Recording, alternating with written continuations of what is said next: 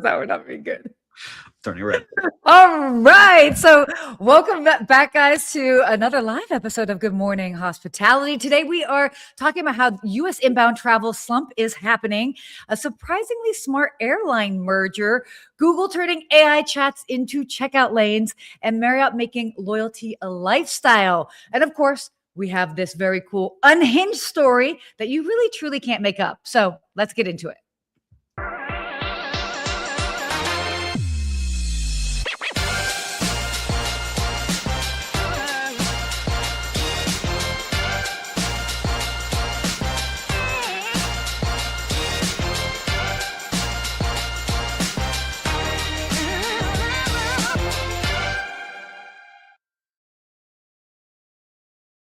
You didn't get to see my dance moves off stage. I was jamming back there. I love it. This new intro in a couple of weeks, I still bounce. It gets me Good morning. Good morning, Sarah, and welcome back. Another Wednesday here in our studios. Right? Yeah, it's looking good. We both got some new backgrounds. I feel like we got some new tech. We got some things happening. A nice upgrade for the year. Yeah. New year, new vibes. New vibes. And talking about, I had a question for you. I was thinking about this morning. Okay. Oh, on the hot seat. I was listening to music this morning, and it hit me. Right, we're the same age, but I was listening to TRL mix from '99 to 2003, and I realized, man, we used to get fed so much different kind of music. Like it went from like punk rock to like boy band to R&B to death metal stuff, and we had so much good music back then. And I don't know, if I was in your car right now, what are we listening to, Sarah? I was just curious. You guys know this enough about me. My musical tastes are all over the place. It's funny because I was actually just listening to a song by Young Gravy right before we got on. I don't know if you're familiar with it. I know Young Gravy. I know him. I don't know what song does he have? What song was I doing? I was doing Gravy Train. Don't make me play it. You guys. Oh my gosh, on that gravy train. Oh, I love that. But yeah, no, I'll do that. I'll hop to like something from the 60s. I'll have a little bit of a 70s moment.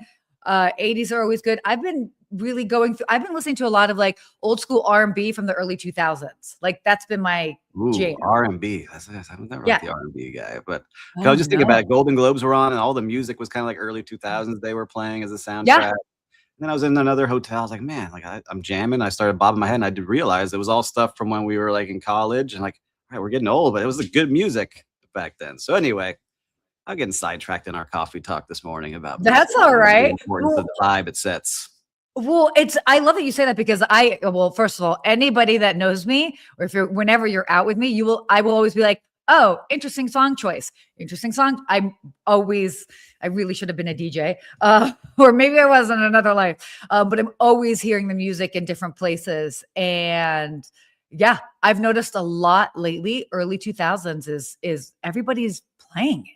It's crazy. It was funny. I had someone in my car, and on my radio was Blink 182, and it was like pop punk going, and they're like, oh, this is like the classics. I'm like, what? Yeah. Oh, for sure. For sure. It was a good era. Okay. But anyhow, I really liked it. And I was just curious there. I didn't realize what I would be listening to in your car. So some slow R&B jams like Casey and JoJo. No, not slow. Not slow. Like,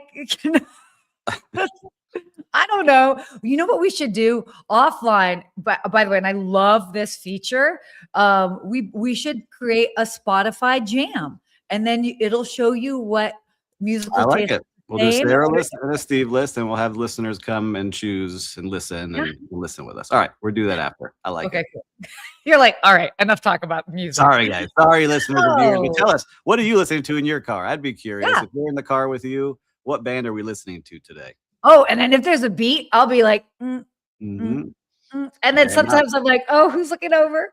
Whoop, whoop, whoop. And it's going to be extra warm in this office today. The AC's broken, so we'll see if I start sweating during the show. Everybody, we'll see. Let's see what happens. Woohoo, Miami weather. Yeah. With that being said, I feel like we should kind of get into. Oh, Jason, thanks so much for joining us. Howdy. Yeah. And Jason, congratulations to Yippee yesterday. Raised $1 million to pre-seed money to start putting out their hotel software management. Nice. The standards management software. So congrats. Well done. Well done. Well, so much good stuff going on, but let's have a serious talk with this first topic because this first topic isn't the greatest, and I'm gonna, yeah. So, I mean, this should not be a surprise, but overseas travel to the United States has slumped for the 8th straight month.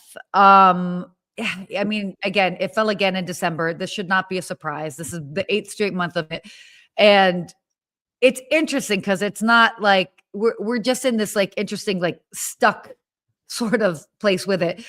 December overseas travel was down 1.3% to 3.2 million travelers, and it's still only, for just reference, it's still only 92% of 2019 levels. So we're close, and some people might be like, "Oh, that's only like 8% away," but that makes a big impact, and it's a struggle that combined with inflation and everything else. So Yeah, it's yeah, getting tough out there, and we're starting to feel it. I can think that in certain cities are really starting to feel it and see it. Like I'm lucky, not lucky enough. I'd say I'm grateful enough. We have a great management company, and we get to manage a bunch of different yeah, types of homes across South Florida, not just in Miami, but on the West Coast too.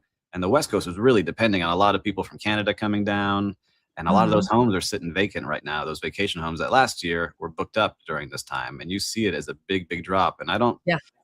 I don't see it getting any better. It's not a politics show, but we have certain things that the US does and how we reflect to others around the world. And I think some people take a pause and say, you know what, let me check out some other places this year versus coming here.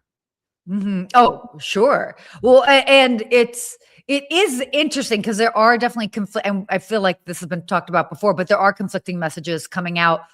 I mean, you could say from the White House, from the government, in the sense that on one hand, it's like, oh, we've got FIFA, we've got all this stuff happening, we want people to come, and then it's like, great, more people can't come, or if they're coming, they have to pay more visa bonds to get in, or we have to like look at their social media history or this, and so a lot of people are like, whoa, pump the brakes. So anyway, I mean, a lot of that is the reality. I know it's definitely been felt in Los Angeles. I mean, wild is that Canada's car returns, so car rental returns from the US in December were down 28.6%. It's almost 30%. So Huge. airlines have also been cutting seats between Canada and the US. So I don't know. It's supposed to be our big like tourism is back year, but I just feel like we need to make visiting the US a little bit easier in a And safe we want way. some of these states, like, yeah, we want to see some of the tourism and travel boards of every big state really start to push. I know Florida does a really good job at it, but they had started cutting back some money, and so other states need to start really participating and saying why they should come there. But here's some couple of stats. So 5 of the top 10 tourist generating countries posted declines in December. United Kingdom was down 4.1%, India down 11.4%, That's Germany down 7.3, France down 5.9, and China down 10%. So big drops just in the month of December for those yeah. countries. Yeah, across the board, really. So yeah, it's tough. And so let us know, like, if you're in a big city, or do you notice it? Do you see the differences? Definitely Los Angeles for sure. See it there and in other cities. So Yeah. And Christelle said Palm Beach is missing Europeans and Canadians. Christelle, I was just there January 4th, a Sunday. Busy, but not like slammed. I don't know if you think that's the same kind of vibe you're seeing on the streets every day that you're there, Christelle, but it's interesting because that's really, if you haven't been to Palm Beach, that's the ultra wealth is there. So usually you see that yeah, kind of, we said, like insulated from everything else going on, but it felt a little bit different. totally. Miami feels a little bit different this year, not as much traffic everywhere, which I don't mind, but you can kind of feel Yeah. it. And hello from Orlando, Robert. Good to see you. Hello, Orlando in the house. Mhm.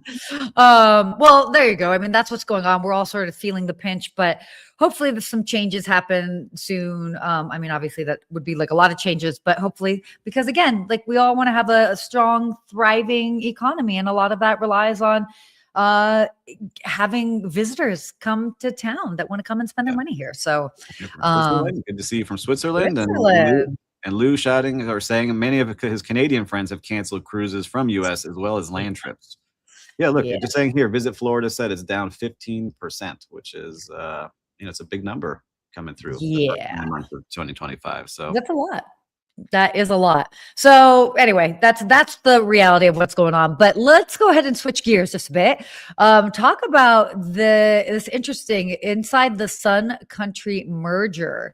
The Allegiant CEO kind of explains the deal. So Allegiant, so those that don't necessarily know, Allegiant and Sun Country are basically kind of almost becoming this like anti-Spirit merger. So these two low-cost carriers, they figured out a way to stay profitable. So it's not necessarily just about routes. I like this. Their play is really for diversified revenue. So because Sun Country is kind of cargo and charter. So that's obviously I like this. It's kind of the idea of like that's like grown-up money, so that's like the real money behind it.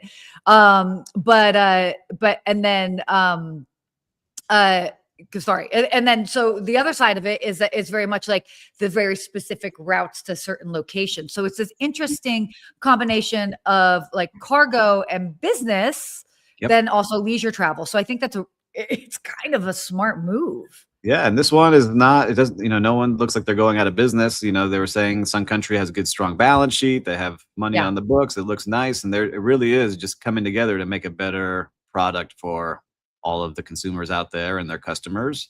And they're saying it's going to save them. This is big numbers, $140 million cost savings they see just by merging together, which goes straight to the bottom line and helps out their stockholders. And I'm sure it's going to be a great fit for them. I love seeing it because I know we've talked about Spirit a couple times. We talked about JetBlue, and they just couldn't get things to the finish line. So let's see what happens here. But I haven't flown either of them, or Allegiant, right? So I'm curious to see how it goes. But they're based in Las Vegas, where you're at. Yeah, they are in Las Vegas. So, and they're going to continue to keep the headquarters here. So, yeah, it definitely makes sense. And it's interesting because this one seems to be pretty like regulation friendly. They anticipate that this could happen as soon as the end of 2026, which is a pretty quick merger. So, I'd love to see happen to them. I would love seeing companies stay in business and come together. We're all about making sure jobs get saved. I know when you merge, sometimes you have duplicates of things, but hopefully this is a win for everybody on there. Yeah, exactly. And whatever, maybe at some point I'll fly an Allegiant flight and I will report back. Everybody knows who I'm loyal to, but yes, a Delta flyer. We'll see. Anyone flown Allegiant out there? Let us know. I'm curious to see what you thought about it. Yeah. Exactly. Yeah, no, that would definitely be interesting. Yeah, because I mean, again, it all depends on where they're flying and whether it makes sense, makes sense for where you're trying to go. So, all right, let's switch it up again. Google. So Google's new tech lets AI agents handle checkout. Dude. This is a big one. I'm sure this is big. You want me to kind of go into it, or do you want to kind of like? I mean, I'll take this one because I found it really interesting. Where now, I know this is totally a cup of tea. For everyone out there using AI, you see we're in the chats and you can kind of request things. Now, ChatGPT had it for a little bit now, where they've popped up where you can buy things within the chat and they start suggesting things for you. Now Google is taking it almost a step further, where they'll do the entire buying process for you. So you could say, hey, I want. I need a new toaster, get me one and send it to my house. And it will go all the way through that process, make sure to buy it for you and send it to you. And they're going to complete that entire process. So you have your credit card on file. They'll be able to shop for you. They'll know everything and do it just as if you had an assistant that's working really hard for you and knows your likes and dislikes. And so they were talking about all the different kind of technology that goes into it behind the scenes, which I'm learning the language, but it's very interesting to see. But what I want people to realize is this is no time better than now to really get your brand out there. Because if people don't know your brand or your personal brand or who you are and anything that you can buy, the AI is making decisions for the person purchasing. So if you're not showing up online or in that AI's universe, it's going to get a little interesting for people. And how do you start getting in there as best you can?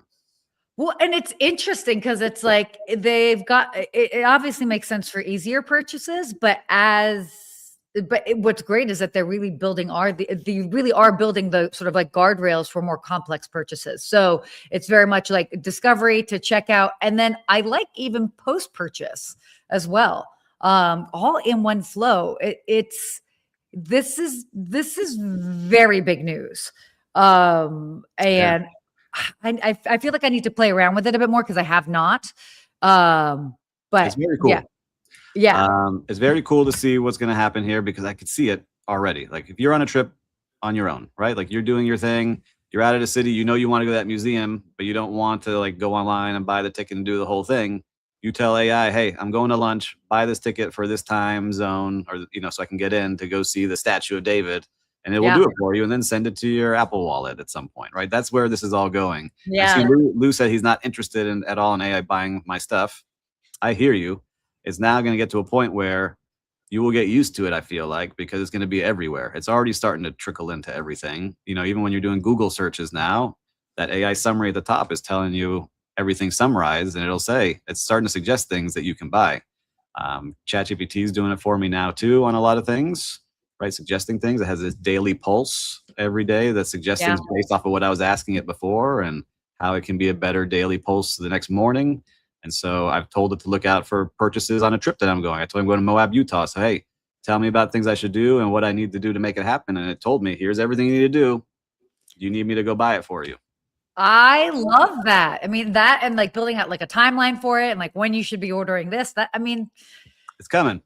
And so that's where I get worried too, is like the people that control the AI is going to control who's getting things sold to. So I'm hoping there's still a way for mom and pop shops and, these boutique hotels and smaller companies to really get their name out there to make it happen. And David Turk, he's in technology every single day. So he's saying AI agents are very helpful for handling tasks while you're busy with something else. I use it all the time. And I will say this, there's an interesting thing, I think about this like with travel bookings and let's say like using travel agents, there's a lot of room for error. It's name, like flipping a letter in a name, maybe date of birth, putting that in wrong because obviously it's done one way in the US and the other way elsewhere as far as like month and date, etc. And so when I think about the number of times that errors can happen and do happen, I think we've all experienced that at different times. And then how this, I think, will really streamline that because that's kind of built in. Also, it'll go with the information that you have already put in there. So long as you put in accurate information, I feel like that'll also minimize some of those speed bumps along the way.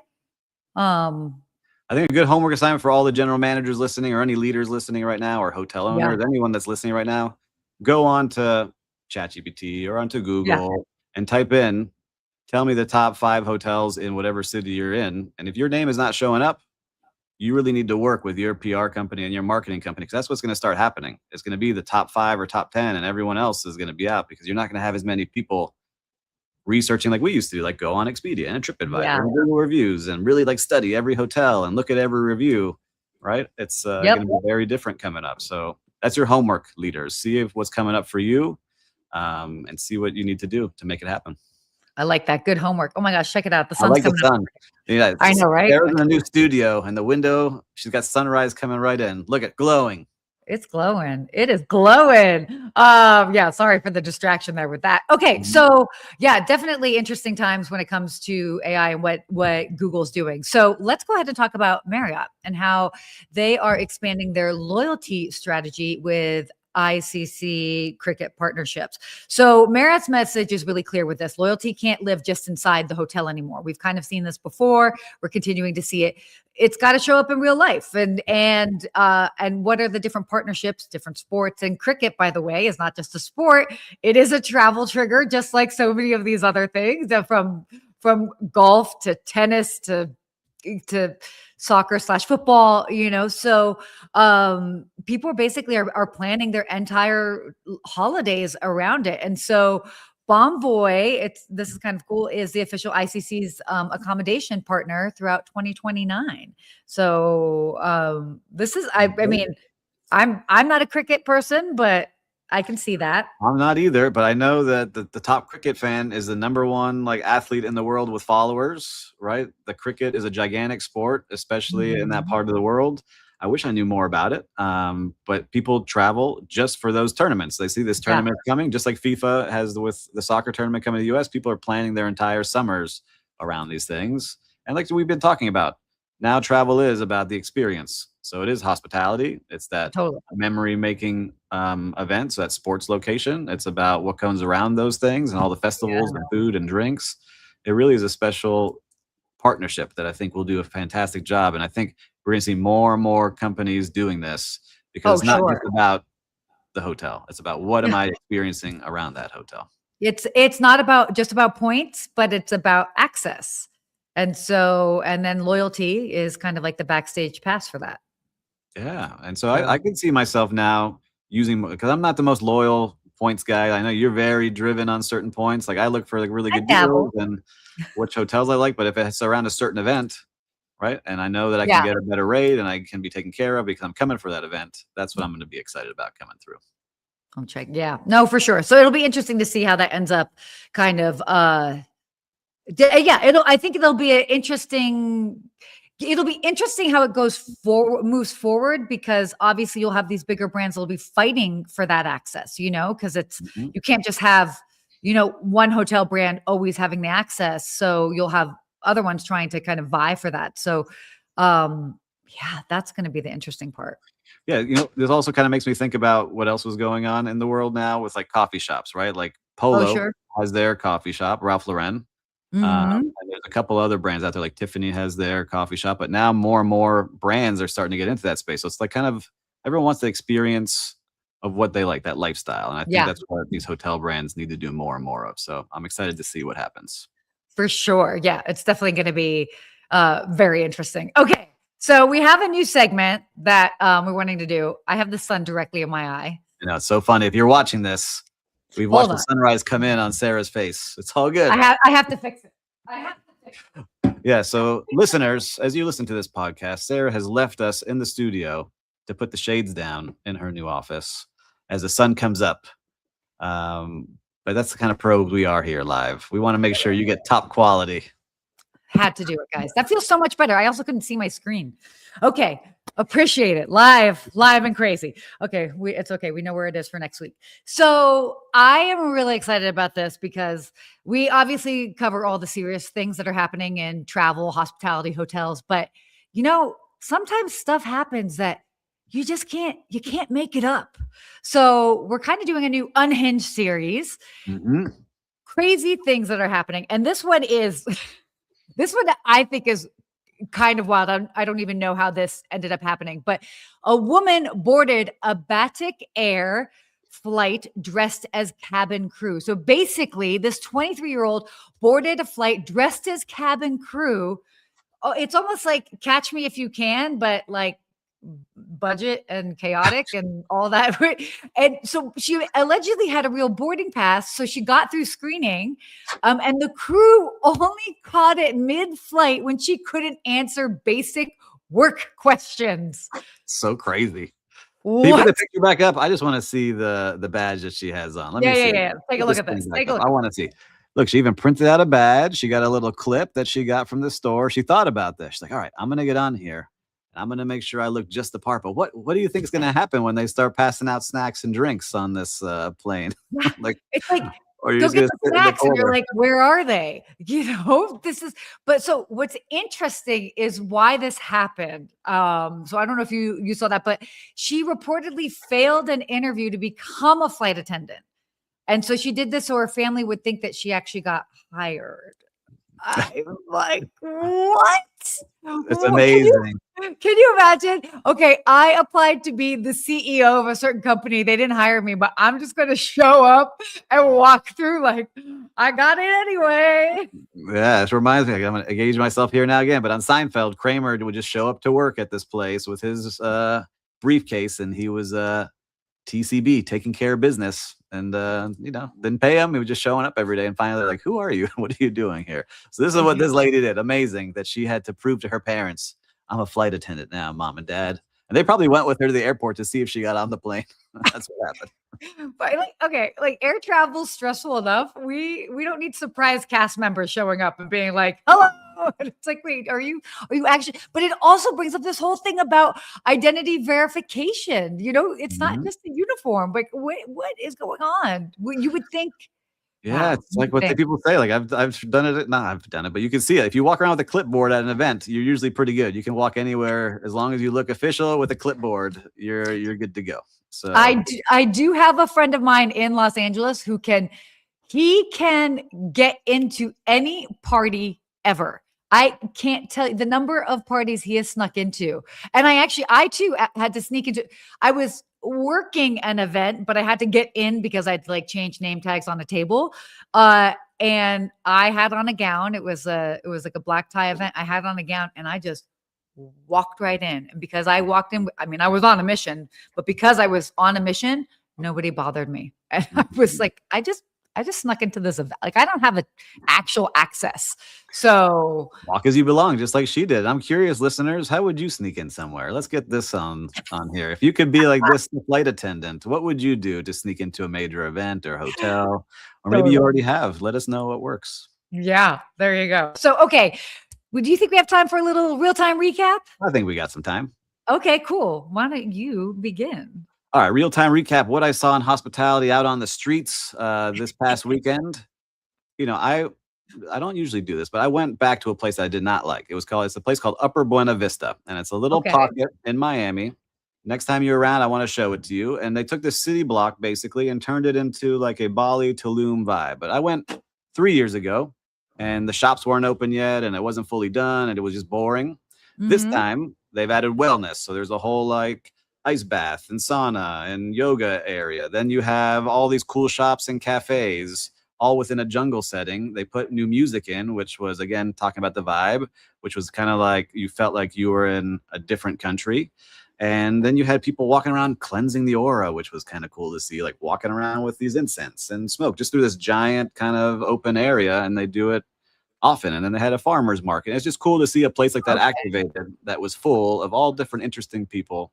And I had a great time just hanging out. It's, you know, it's just a cool thing to see when you can get the right mix of these mom and pop shops and a cool vibe and combining different things into one, right? With all different sections of hospitality all in one, I thought was very cool. So Upper Buena Vista, check it out. They got some cool things there. I'm going to go back again just to make sure it's always great, but it seemed really top tier for me. And I'm thinking a lot about the things I did there just in a couple hours. It was great. Love that. That's awesome. That kind of reminded me. So I had an interesting experience actually last night. I had a dinner at the restaurant High Stakes at the Rio in Las Vegas. And I was running a little bit late just because they moved it earlier and whatever. I was running a little bit late.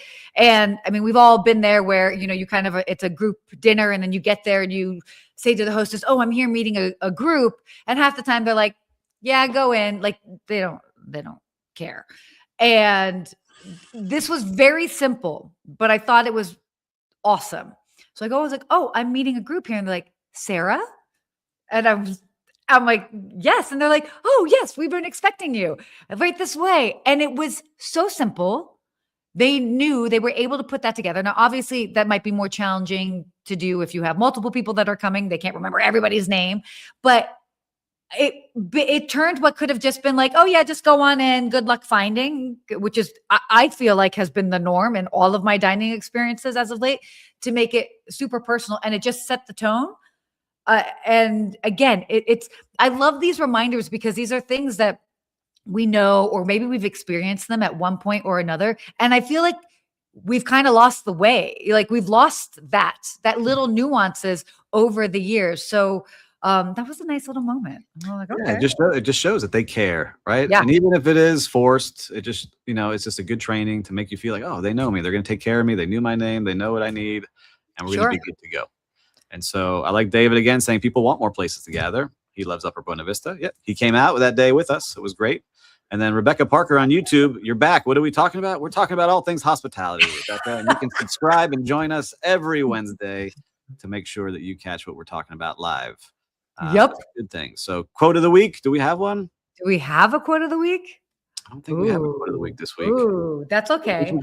We should give one. I see Will sweating back there. He says no. He's like, no. Laugh out loud.